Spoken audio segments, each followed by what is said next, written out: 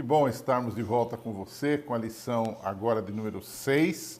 Nessa semana nós vamos continuar, naturalmente, a lição número 5, com o seguinte título: Outras lições do Mestre dos Mestres. E quais são essas lições que nós aprendemos com Jesus como Mestre dos Mestres, né? A primeira lição é que nossa condição natural às vezes nos leva a pensar que nós podemos nos esconder de Deus. É bem conhecido o texto de Gênesis 3:8, que quando eles se viram em pecado, nossos primeiros pais, percebendo a presença de Deus ali no Jardim do Éden, eles procuraram se esconder. A famosa pergunta, onde estás, que Deus fez a Adão e Eva, reflete exatamente este conceito de que, por vezes, essa condição pecaminosa, ela nos leva a pensar que nós podemos nos esconder de Deus, mas ninguém consegue, a rigor, se esconder de Deus. Por outro lado, isso também indica que Deus está sempre procurando o pecador. O Mestre Jesus está sempre procurando o aprendiz, o aluno, o discípulo, que somos nós, já que estamos falando nesse contexto de educação, né? A educação cristã, na verdade, ela indica isto: o mestre procurando o aluno, o mestre tentando ajudar e salvar o aluno, e esse mestre é Jesus, né? Uma ilustração disso, por exemplo, que a lição nos traz, e que a Bíblia nos traz, é Gênesis capítulo 28, versos 10 a 17, quando nós temos ali a história de Jacó, que era um aluno expulso da escola, um aluno com problemas, e agora Deus o procura e lhe dá um sonho onde ele vê uma escada que ligava o céu e a terra, representando essa conexão que Deus quer com o ser humano, não é? A volta do ser humano para Deus. A isso chamamos de religião. Religião nada mais é do que religar o ser humano com Deus, o ser humano que está afastado de Deus. Mas a grande lição é que esse mestre está sempre procurando os alunos que, por vezes, procuram se esconder. Uma segunda lição que aprendemos com o mestre dos mestres, que é Jesus, Jesus tinha a melhor maneira ou as melhores maneiras de ensinar, vários métodos, né? Para ele dizer e fazer, eram importantes. Uma coisa estava ligada à outra. Não é? João 1, verso 1 diz que ele é o Logos, ele é a palavra eterna, ou seja, o que ele diz é verdadeiro, é essencial. Este é o sentido ali. Ele é eterno, ele é Deus.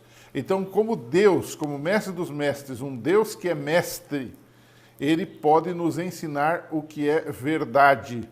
Não é? E não apenas ensinar no sentido de dizer, mas também de fazer. Ele falou sobre a salvação, ele falou sobre a redenção, mas ele veio e fez a redenção. E aí está toda a diferença, né? Jesus torna-se um ser humano, encarna-se, não é? O verbo se fez carne e habitou entre nós, diz João 1, verso 14. Esta é a maravilha do ensino de Jesus. Não era um ensino apenas verbal, mas era um ensino encarnacional, ou seja, ele se encarnou, ele tornou-se aquilo que ele pregava, aquilo que ele dizia, ele tornou-se aquilo que ele oferecia, que ele prometia, não é? E então, por isso, ele pode nos ensinar o caminho verdadeiro, né? Ele disse, eu sou o caminho, a verdade e a vida. Essa é a lição suprema que aprendemos com Jesus, né? Então, Jesus é igual a Deus e com ele não há ninguém que lhe seja semelhante, né? Agora, uma terceira lição que aprendemos com Jesus é que ele, apesar de ser Deus, apesar de ser o mestre dos mestres, ele é paciente com os pecadores e nunca desiste deles, né? Você lembra da história da mulher cananeia, né? Que era uma estrangeira, que inicialmente não estava nos planos de Jesus, porque ele estava trabalhando primeiro com os judeus, ele precisava cumprir a sua missão ali, para depois ir aos gentios. Mas ela aparece no contexto de Mateus 15, 21 a 28. E então Jesus testa a sua fé e ela demonstra a sua fé verdadeira nele. Mas ele não desistiu dela em nenhum momento. Ele apenas testou a sua fé para ver se ela realmente cria. E ela não o decepcionou. A sua fé foi verdadeira. Não é?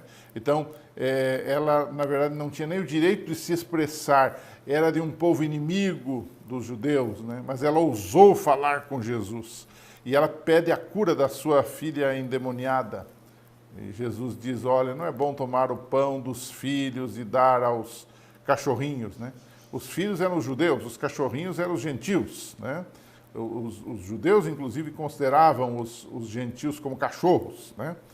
E ela rebate, dizendo, olha, os cachorrinhos comem, Senhor, das migalhas. E Jesus ouve e cura sua filha. E ele continua o mesmo hoje, né? Nem sempre as coisas acontecem como desejamos, mas devemos continuar a jornada apesar disso. É uma grande lição para nós, quando trabalhamos com seres humanos que aparentemente nos decepcionam. A gente prega, fala, ensina e parece que não há um retorno. Tenhamos a paciência de Jesus e assim alcançaremos êxito da mesma forma, né? Então eu queria concluir a lição desta semana, depois de trabalharmos com esses 3 grandes aprendizados com o mestre dos mestres. Eu queria concluir colocando algumas coisas para você, né? Nesse processo educativo, o contexto do trimestre no processo educativo de Deus, a visão física é importante. Mas a visão espiritual, poder enxergar as coisas como de fato elas são, no sentido espiritual e moral, são cruciais, são essenciais, né? E nesse ponto nós temos 2 histórias, né? A primeira história vem de Marcos 8, que diz que os discípulos, na verdade de Jesus, eles não tinham a visão correta de quem era Cristo. Eles achavam que Jesus era um revolucionário e que ele nem deveria morrer numa cruz, porque isso não era próprio de revolucionários. Pedro chegou a sugerir isto, que olha, Senhor, você não vai morrer, nós não vamos deixar. Em outras palavras, vamos pegar em espadas, em armas para defendê-lo. Era um equívoco. Jesus veio como Messias, mas como um Messias que deveria morrer para nos salvar. Eles estavam cegos a esta realidade de Cristo, né? Por outro lado, você tem também na Bíblia a história de um Bartimeu, né? Aquele ceguinho que estava lá na beira do caminho, mendigando. Fisicamente falando, ele era cego, mas o que me impressiona é que ele tinha uma visão espiritual fantástica. Não é? Ele é um dos primeiros a reconhecer a messianidade e a própria divindade de Jesus. Quando ele diz, Jesus, filho de Davi, tem misericórdia de mim. Ele percebe que aquele Messias enviado por Deus estava ali na frente dele. Ele era uma pessoa de uma percepção espiritual muito grande. É interessante, era cego fisicamente, mas espiritualmente não era. Enquanto que os discípulos tinham boa visão física, mas espiritualmente eram limitados. Qual seria a nossa condição? Estamos cegos fisicamente, mas bem espiritualmente? Ou estamos bem fisicamente, mas espiritualmente estamos maus? É um bom dilema para a gente conversar um pouquinho com os nossos alunos no final desta lição. Que Deus te abençoe. A semana que vem, se Deus quiser, a gente volta. Continue assistindo esse canal, continue divulgando esse canal. Se inscreva nesse canal para que você possa receber em primeira mão as notas cada vez que temos um vídeo novo por aqui. Deus abençoe, um abraço e até a semana que vem.